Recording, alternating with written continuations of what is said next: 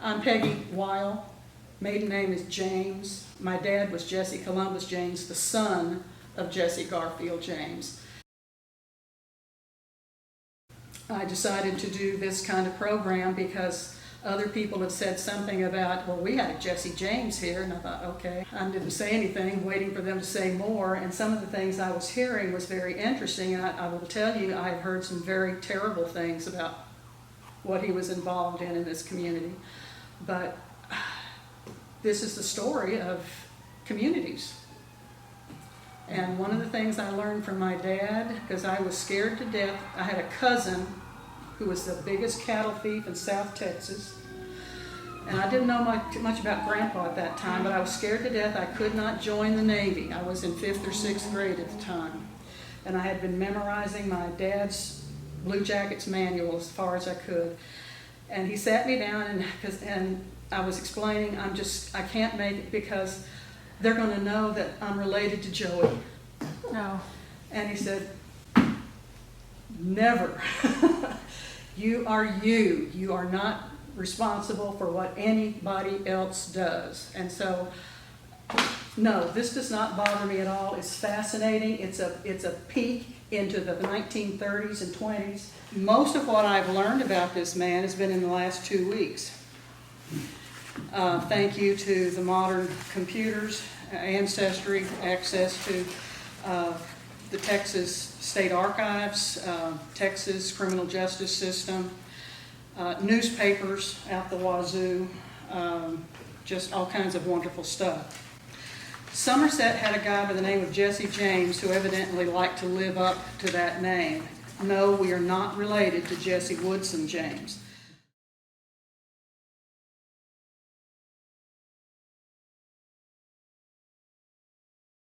And this Jesse James was in Mississippi. His brother, John William James, and Jesse Columbus James came to Bexar County, Bexar out here, and settled down in 1880.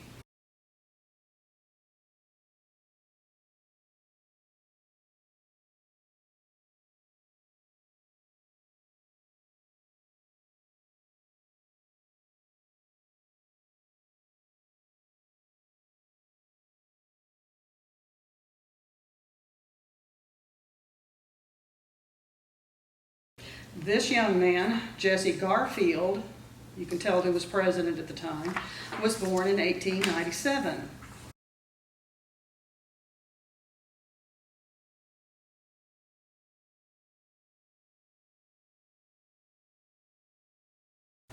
And I've got a list of who Jesse Columbus James and Amanda Elizabeth Reynolds Crawford. Her mama is a Rutledge, Sabre Rutledge, and her daddy is James Alexander Crawford. So they have been in here in Texas since, the mid-1800s. And the children, you can see the names of them.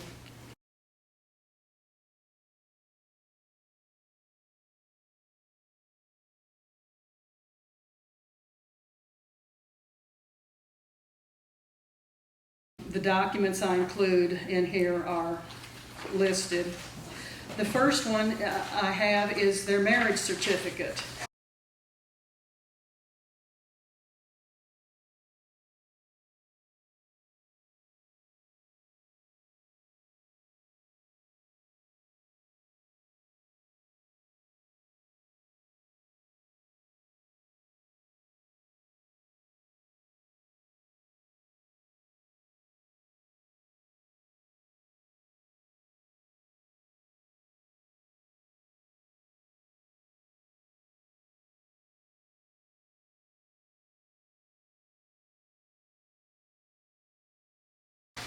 I always thought they were in Bexar County, but in the recent years, as I'd be driving down what used to be called James Road, which is now Kenny Road, I realized, oh, there's the Atascosa County line, and they live just on the other side of it. And if you drive down that road all the way, you'll come to I'd say it's new, an old house, hacienda-looking house. It's now. The road used to, back in the 20s and 30s, used to go on straight. It was open country from there to the Rio Grande. And when my dad was a kid, it was all open country through the blackjacks. Now it's fenced off, and the property off to the east was where my dad was born, where the Jesse Jameses lived. Now, Jesse Columbus owned that property, and then across the street, and all of that is now, very thickly wooded, and nobody lives there. I did find a World War I draft registration card, and you can see his signature there. Gives you more information, who he's working for at the time. Slim Oil Company is in business. He's one of the drillers, pumpers. He also worked with all I ever heard from Dad was Old Man Witherspoon, who had a ranch on the Nueces River, and Jesse Garfield was a foreman on that ranch, or at least worked down there, and was also one of the pumpers on his oil wells. So he knew quite a few people in the farming and ranching industry, and the oil industry, as it was a-borning here in the Somerset area in the late teens, early 20s. In the 1920s, got an article. He's in the sheriff's department, and not only is he a deputy sheriff, but he becomes a jail guard. And I was telling someone earlier that it just fascinates me no end that the current sheriff of Bexar County seems to have a whole lot of trouble with his deputies and jail guards. And it seems like one is having to resign every month. And I got to thinking, I know what kind of guys get hired. And sometimes they're not angels. When something would come up, it would be Mother that would tell me, because she was a school teacher out here when my grandfather was released from prison, and knew a little bit of what was being said and what was done. My other grandfather was involved in another bootlegging operation as a financier. And one of those guys were brewing 200 gallons a day down in the Petite area and running it up here. And there were 73 people. Oh, there was a murder in there of one of the revenuers. But my grandfather and 4 others were let off because they really had no record. Grandpa worked for the government. He was the Lord High Honcho. It would be like a 5th Army Corps of Engineers today. And the other guy that was with him was, I don't know if any of y'all know Judge Franklin Spears. He was Supreme Court judge. Well, his daddy was a Spears and a judge also here in San Antonio, quite respected. And he was the other guy that was let off. And I used to babysit his kids, or grandkids. Anyway, my dad's uncle, this guy's brother, had the same brand, only it did not have the bar under it. Well, Uncle Henry's brand was just the 7HL, but Jesse Garfield then put the bar under it. Again, when you read these, you can get little details of who they are, what they did, when it happened, and so we can tell that he was at least working with cattle or horses in the, let's see, when is this dated? 26 July 1920. Daddy used to go down to the courthouse every 10 years, and I think 1990 was the last year he was able to do it, to register this brand. His brand is on the right hip on cattle, on the right shoulder of horses or mules, and there are no earmarks. And Grandpa loved his horses. One of the things he would do, besides race horses, which would be quarter horse type, is sell them as polo ponies to the Army at Fort Sam. They would come out and ride his horses around, see what they could do and couldn't do, and if they liked them, they'd buy them and haul them into town. He also would go to Gorinsky's, and that's the grandfather of the jeweler in town now that I went to school with at Robert E. Lee. Such a small world. The Gorinskys had the horse and mule barn in the stockyards for years.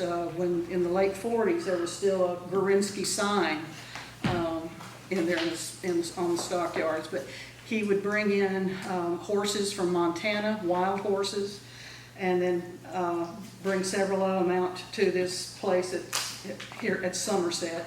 And where Grandpa's place was, where he lived from about, at least the late 20s, because June England's relatives lived there before then. It's on the corner of 2790 and what used to be James Road going south. It's Kenny Road, where Benton City Road comes in. There's a house there now that was built over my grandmother Clara James's newer house that was built in the 1950s. The old house was about 50 yards this side of it, and it was where Dr. Matthews used to live.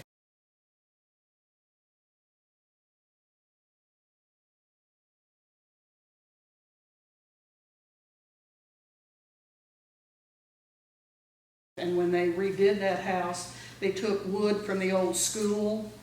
The blackboard used to be behind my dad's bed, and he just thought that was the neatest thing because he could, draw on it. Anyway, so this is Jesse James from the newspaper. You can, if you're interested, you can read that he is one of the new deputy sheriffs named.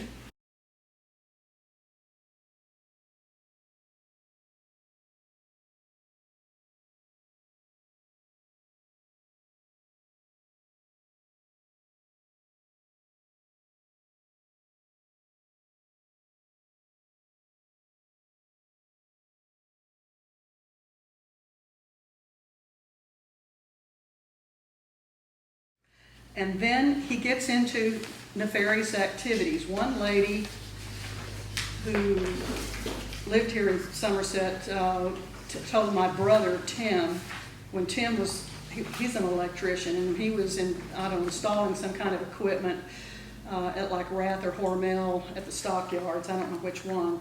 She said, I remember Jesse, or hear of him. He said he brewed peach brandy down in the Blackjacks, and had a big military truck that he'd loaded up with, and then head into town, back up to the dock at the courthouse, and then sell it to the judges and the clerks and whoever else wanted some. And I can see why. I mean, he's a deputy sheriff. He's a jail guard. What was going on in the 1930s otherwise? All kinds of stuff? Okay. Ever heard of anybody called Skeeter Klaus? Red Berry? I've heard the names. I've heard those names. I've heard it.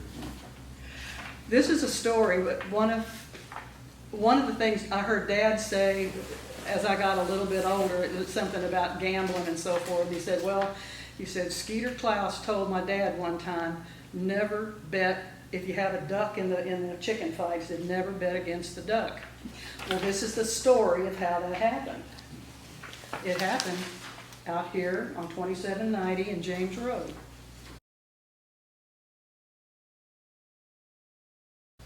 Skeeter Klaus and Red Berry were two who gambled and ran cockfights.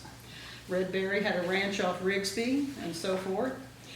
He ran the fights on the east side of town. Skeeter had the fights on the southwest side. He was out here. In the mid-30s, Dad got into cockfighting with Skeeter. Skeeter came out to the house, was talking to him about chickens, and Daddy said he wanted to see if his chicken could whip anything Skeeter had. So he said at some point Dad grabbed my duck because he didn't like the way his chicken wasn't, fighting. And that's when Skeeter started laughing and said, better watch it. He started telling my dad about a cockfight he was in Oklahoma 2 or 3 years earlier. And this big guy had a black and white Muscovy duck. Another old boy had a bet of 4,000 or 5,000. These guys are serious bettors, you can tell. On his own rooster, saying he could whoop any bird there. The other guy brought out his duck. The guy with the rooster said, no problem, nothing could best his rooster, especially no duck. Skeeter said that the duck used his wings to beat the rooster and then peck it almost to death, probably. No, sir, said Skeeter, don't ever fight one and bet against one of them ducks. You'll lose. And that's been something that I've lived by for 30 years at least. A side note to this is the kind of characters Grandpa was running with. Otto Klaus, skier, was considered a bootlegger and a murderer. He was shot and killed by a sawed-off shotgun blast from his good friend Virgil E. Red Berry on July 23, 1942. Skeeter's buried in San Jose Burial Park, and Red went on to shotgun 3 others. Never indicted, ran for the Texas House, was elected 3 terms, ran for the state Senate, was elected twice.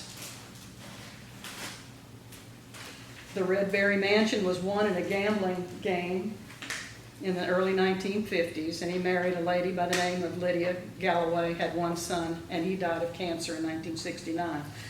So those were some of the nefarious people that were made the 1930s colorful.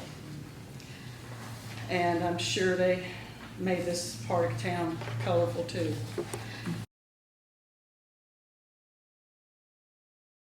The next one is Grandpa is trying to expand his bank account. I don't know how much he got, except for 2 years at Walker Unit in Huntsville. But the guy that was doing the actual theft got 27.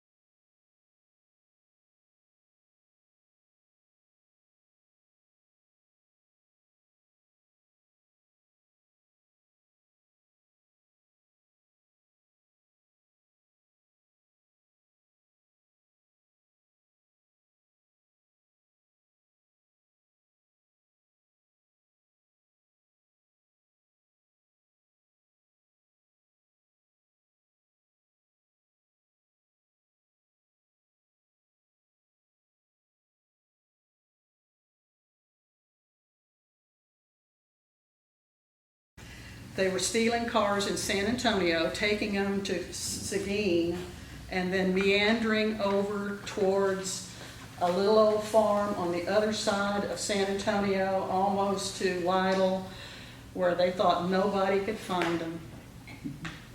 And you can tell from reading one of the articles, it's probably said my son, which is probably my dad, helped chisel off the numbers on all of the engines, and so that the cars could be identified, and so somebody else could pick them up and take them on.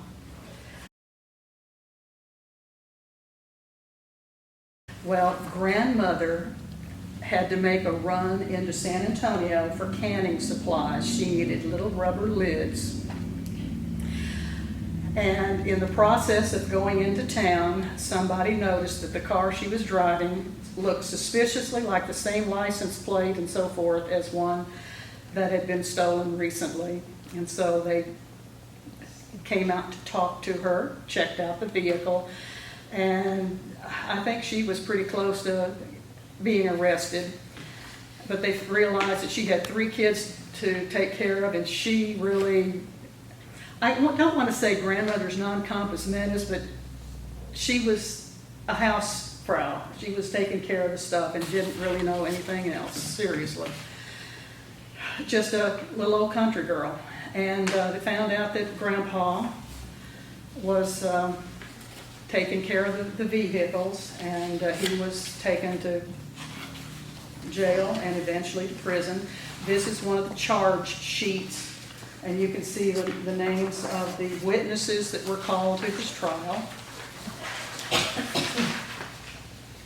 Captain Bick and Sergeant Rohatch are the two Texas Highway Patrol officers who were instrumental in the case of finding out all of these stolen cars and who stole them and what happened to them.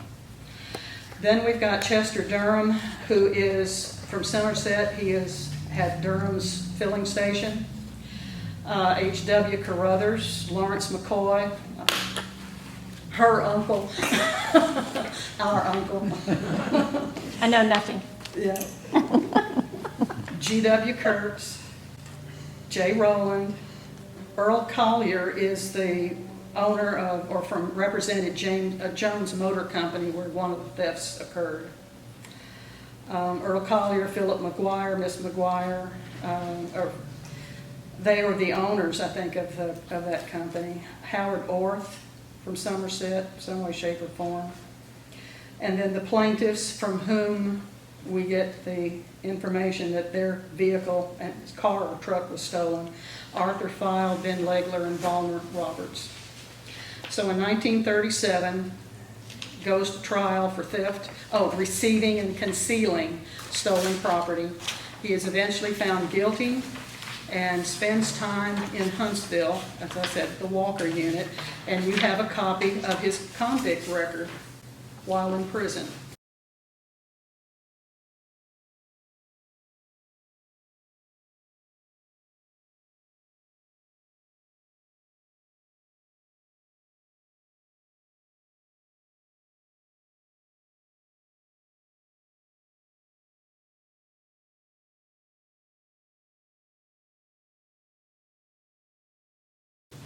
It's wonderful because it tells you his name, age, weight, height, complexion, race, disposition, hair color, just all kinds of good stuff. Where his father was born. I'll tell you, state can take some records sometimes. And then the other page is the other page that has information like occupation, and I have it outlined in blue. It's hard to see, it's big. His time of conviction, his offense, the county he's from, his residence there, when he was received by the penitentiary, the expiration of his sentence, and then any kind of remarks. And I did write all that stuff down at the bottom.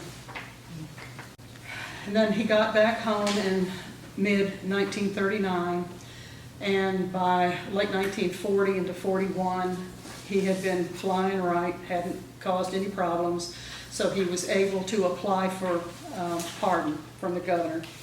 And that's what you've got here. He was granted full pardon. You can see full pardon and restoration of citizenship. He can now vote. He can hold. He can serve on a jury and do anything else a regular, normal citizen of the United States of United States of America and Texas could do. If you can't read that, that is Governor W. Lee O'Daniel, if you remember that from your Texas history. Then we had September 14th, 1942. George Leonard, prominente, terrateniente de Somerset y presidente de Consejo Escolar, blah, blah, blah.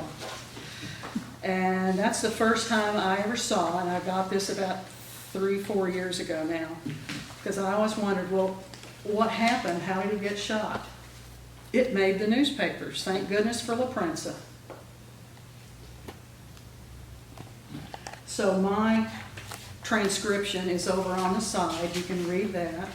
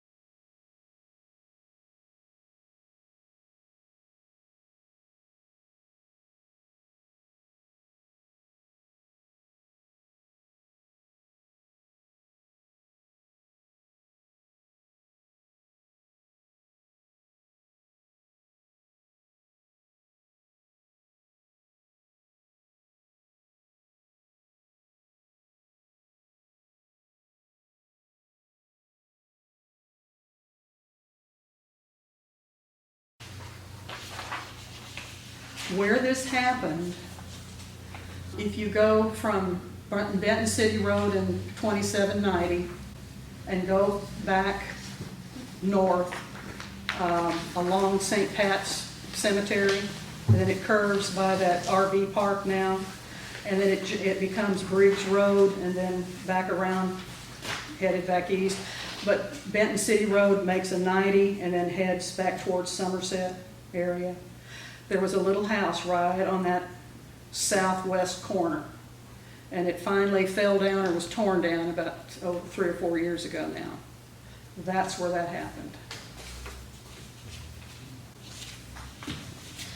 And then, for your edification, about that same time, they started putting the Texas death certificates online. So I did get a copy of his death certificate. And it reads, Jesse Garfield Sr., okay, coroner's certificate, death due to loss of blood, gunshot wound in left side of back and left shoulder. And then that where he's lying today, out here at Bexar Cemetery. So When you drive in this first road, there's a bunch of Jameses, and that's all the Jameses from 1880 are buried. so he was shot in the back? Mr. Leonard assured everybody that he pulled another story my mother heard. He was told that Jesse pulled a knife on him and he could not do anything else but fire in self-defense. I asked Mother about that, and it must be 12 years ago now, and she said the only knife I ever saw him carry was a little tiny knife that he carried in his little watch pocket so he could clean his fingernails. He said otherwise he never carried anything in his pocket except his car keys. And that's all I know. Okay, But That the was guy good. who shot him was the president of the school board. yeah. And then And the only thing I've ever heard is why he did it. Well, say so. my opinion, and that you take it for a grain of salt, okay, I'm a history teacher. I don't know if you remember back in high school history, learning about European history and King Henry, I don't know, II or something or other. He finally said some of the famous words, "Will no one rid me of this pesky priest?" And I have a sneaking suspicion that happened here, because somebody had told the superintendent, if anybody saw you driving his daughter home from school in his car, don't ever let Jesse find out that you're with his daughter. And so there was that little stuff going on. So I have a sneaking suspicion they were all scared to death of Jesse because of what he could do, probably. I had heard quite a few years ago about that death here, Somerset, but I didn't know the true story. Well, it was brought to my attention when I had gone down to get people, the businesses, to sign up, for our newsletter, and had introduced myself as, how are you related to L.L. James? He said, well, Jesse James was shot right here on this porch. And I thought, whoa, I'm standing. And I said, oh, okay. I mean, maybe they moved the house in, that building there on the corner. And he said, yeah. He said, whoever told him that, assured him that, blah, blah, blah. And I said, okay.